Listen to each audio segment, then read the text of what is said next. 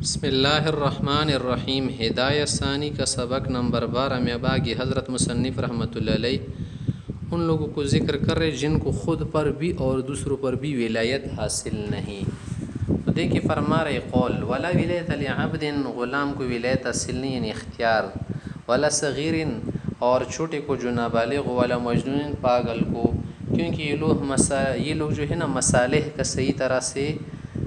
انتظام نہیں کر سکتے، مسالے سے بھی واقف نہیں ہوتے، اور ادھر سے اللہ و شریعت کی طرف سے ان کو اختیار حاصل نہیں۔ لأنه لا ولایت لهم علی انفسهم، ان کو خود پر ولایت قدرت اختیار حاصل نہیں، فاولا بطریق اولا نسبت علی غیرهم، اور پر بھی ثابت نہیں ہوگا۔ ولأن هذه ولایت نظریۃ، اور یہ جو نکاح والی ولایت ہے نا اختیار کا حاصل ہونا صغیرہ پر، یہ تو شفقت والا معاملہ ہے، شفقت کی ولایت ہے۔ ولا نظر فی التفویض الی ہؤلاء،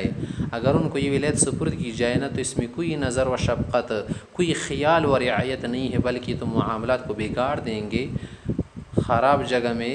کر دیں گے۔ آگے کہہ رہے ولا ولایت لکافر علی مسلم، مسلمان پر کافر کو ولایت حاصل نہیں کہ کافر ابا جان ہو یا کوئی اور ہو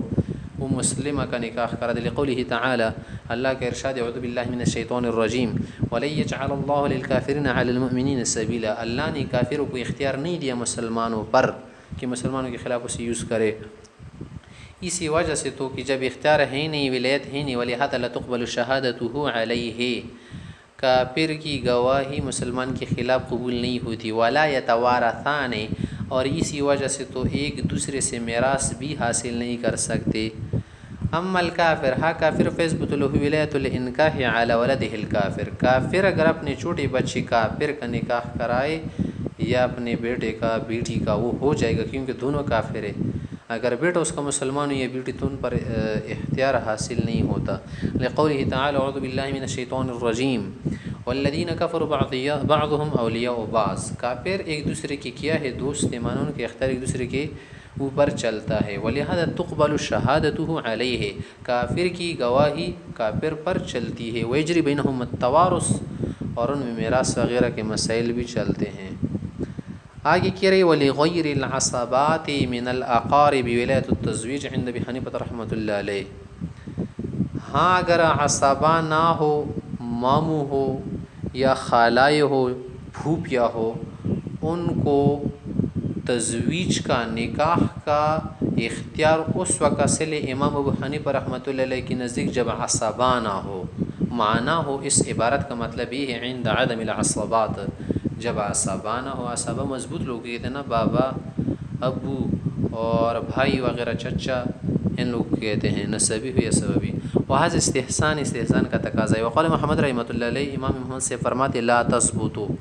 یہ ولایت ان کو حاصل نہیں، کن کو؟ غیر عصبہ کو، وہ القیاس، قیاس کا تقاضا ہے۔ وہ روایت عن ابی حنیفہ، امام سے بھی ایک ہی روایت ہے، وقول ابی یوسف رحمۃ اللہ فی ذلک مضطرب،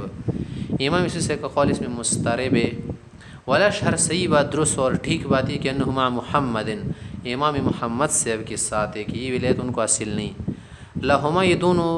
دلیل میں ہی کہتے ہیں کہ ما روینا، جو روایت ہم نے ذکر کر دی نا اسی سے استدلال کرتے کہ لا نکاح الی العصبات، الانکاح الی العصبات، کہ نکاح کرنا عصبات کو سپرد ہے۔ اور دوسری بات ہے کہ وَلِأَنَّ الْوِلَایَةَ إِنَّمَا تَثْبُتُ، یہ ولایت اس لیے حاصل ہوتی ہے، ثابت ہوتی ہے، صَوْنًا لِلْقَرَابَةِ عَنْ نِسْبَةِ غَيْرِ الْكُفْءِ إِلَيْهَا، کہ یہ جو قرابت آپس میں اس کی طرف غیر کفو کی نسبت نہ کی جائے، اس سے حفاظت کی جائے۔ وَإِلَى الْعَصَبَاتِ الصِّيَانَةِ، اور عصبات کو دینے سے صیانت، حفاظت حاصل ہوتی ہے۔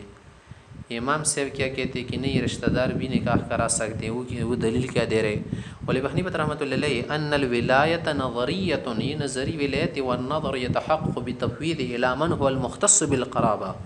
کہ یہ نظر اور یہ شفقت اور یہ رعایت اور یہ خیال رکھنا ثابت ہوتا ہے کس سے بھی؟ رشتہ داری سے بھی، کہ جو مختص ہو ایسی رشتہ داری کے ساتھ، الباعثۃ علی الشفقہ، جو شفقت پر کیا کرے، اس کو ابھار دے، اس کو تیز کر دے۔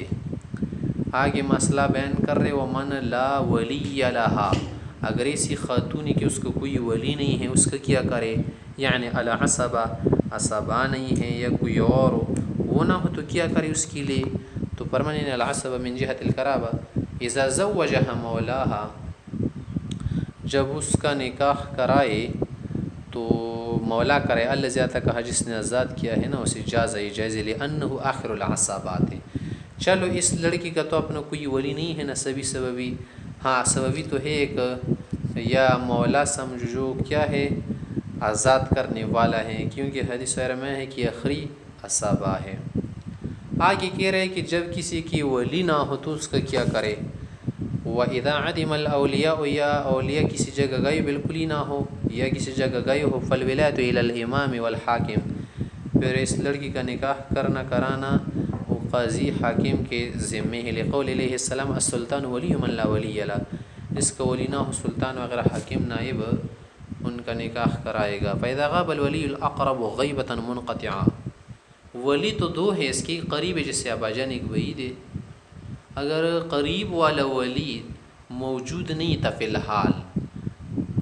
اور آنا اس کا ممکن تھا نا، تو جاز لمن ہوا ابعد منہ ان یزوج، جو دور والا ولی ہے نا اس کی غیر موجودگی میں نکاح کرا سکتا ہے ان کا۔ وقال زفر رحمۃ اللہ علیہ فرماتے کہ لا یجوز، جائز نہیں ہے جب قریب کیا ہو ایسی غیبت کے ساتھ غائب و منقطع ہو کہ اس کا آنا اب ممکن نہ ہو، کیونکہ لأن ولایت الاقرب قائمۃ، کہ قریب کی جو ولایت ہے نا وہ تو قائم ہے، چلو دور ہے صرف آ نہیں سکتا ہے تو نا، لأنہا تثبت حقا لہو، یہ ولایت جو ثابت ہو رہی ولی قریب کے لیے اس کا حق ہے، صیانۃ للقرابہ، قرابت کو بچانے کے لیے، فلا تبطل بغیبتی، اگر وہ غائب ہے نا تو یہ ولایت باطل نہیں ہوتی۔ اسی وجہ سے تو کہہ رہا ہے کہ وَلِهَذَا لَوْ زَوَّجَهَا حَيْثُ هُوَ، کہ اگر ولی قریب نکاح کرائے جہاں پر وہ ہے نا تو یہ جائز ہو جائے گا سفر میں۔ وَلَا وِلَایَةَ لِلْأَبْعَدِ مَعَ وِلَایَتِهِ، جب قریب موجود ہے نا تو ابعد کو یہ ولایت حاصل نہیں ہوگی۔ مولانا ہم کہتے کہ نہیں، جب ولی اقرب غائب ہے تو اب ولی ابعد اس کا نکاح کرا سکتا ہے، کہ ان هذه ولایت النظریہ، یہ جو اختیار دیا جا رہا ہے نا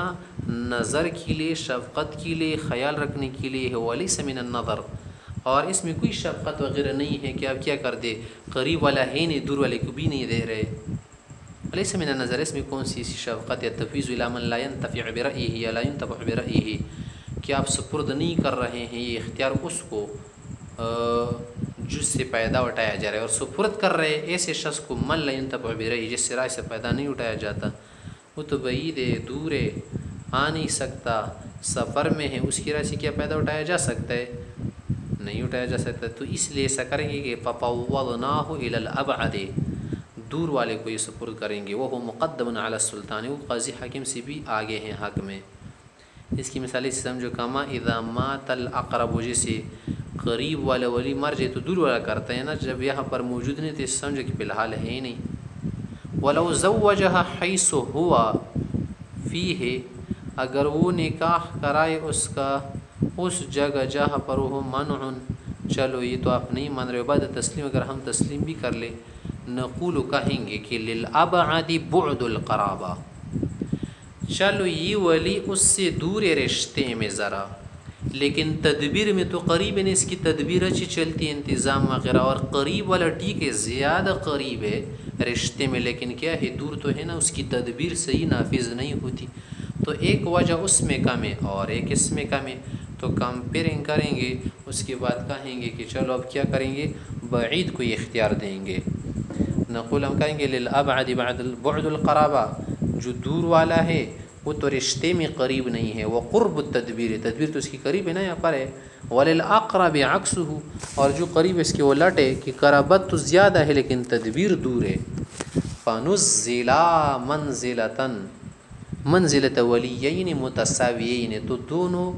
برابر کی ولی کے درجے میں اتارے جائیں گے، فنزلا من اتارے جائیں گے، منزلت ولیین متساویین، دو برابر ولی، جب دو برابر ولی ہونا جو بھی نکاح کرائے گا ادھر سو جائے گا، فایہما عقد نفذ، جو بھی عقد کرے گا نافذ ہو جائے گا، ولا يرد، رد نہیں کیا جائے گا۔ اب آگے حضرت مصنف سے غیبت منقطعہ کی تشریح و تعریف کر رہے کہ والغیبت المنقطعہ یکون فی بلد. آیا غیبت منقطعہ کا یہ مطلب ہے کہ اسی جگہ پر ہو یہ شخص لا تصل الیہ القوافل فی السنۃ الا مرہ، کہ پر تجارت وغیرہ کے قافلے سال میں صرف ایک مرتبہ جاتے ہو. وہ اختیار القدور، یہی امام قدوری نے اختیار فرمایا. وقیل کسی نے کہا کہ ادنی مدت السفر، سفر کی جو ادنا مدت ہے نا 3 دن ہے، تو اگر اتنے فاصلے پر ہو نا تو اب بعید والا کرائے نکاح لأنہ لا نہایت لاقصا ہو. سفر کی جو انتہائی مدت ہے اس کی تو کوئی نہایت نہیں ہے، غایت نہیں ہے. وہ اختیار و بعض المتاخرین، بعض متاخرین علماء نے اختیار فرمایا ہے. وکیل عباس کہہ رہے کہ نہیں، زکان بحال،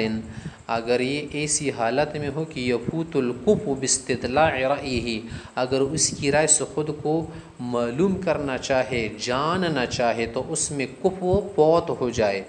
جب کف برابری فوت ہو رہی ہو نا اس کی رائے معلوم کرنے تک، تو ایسی صورت میں اس کی رائے معلوم نہیں کریں گے، چھوڑ دیں گے بس. وہذا اقرب الی الفقہ، یہ والا قول فقہ کی سمجھ کے زیادہ موافق و قریب ہے. لأنہ لا نظر فی ابقاء ولایت حینئذ،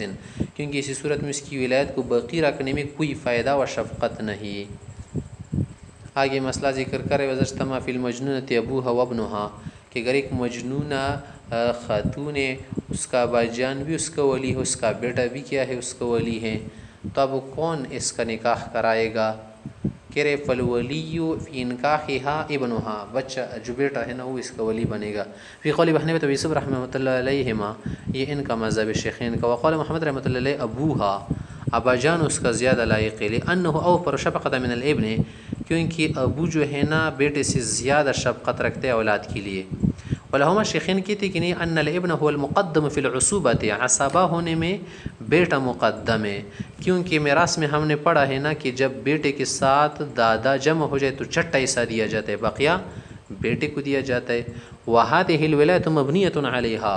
اور جو نکاح والا اختیار ہے نا ولایت، یہ بھی بنیاد رکھی گئی ہے کس پر؟ عصوبت پر، مبنی ہے عصوبت پر، بیسڈ ہے. ولا معتبر بزیادت الشفقہ، زیادہ شفقت کے اعتبار نہیں ہے، کیونکہ شفقت تو بعض اوقات زیادہ ہوتی ہے لیکن تدبیر وغیرہ رائے کم ہوتی ہے. کا اب الام، جیسے کہ ماں کا والد ہوتا ہے نا، ماں بعض العصبات بعض اصحابہ کے ساتھ، جیسے ابن العم، واللہ اعلم کہ اس سے زیادہ معتبر ہے.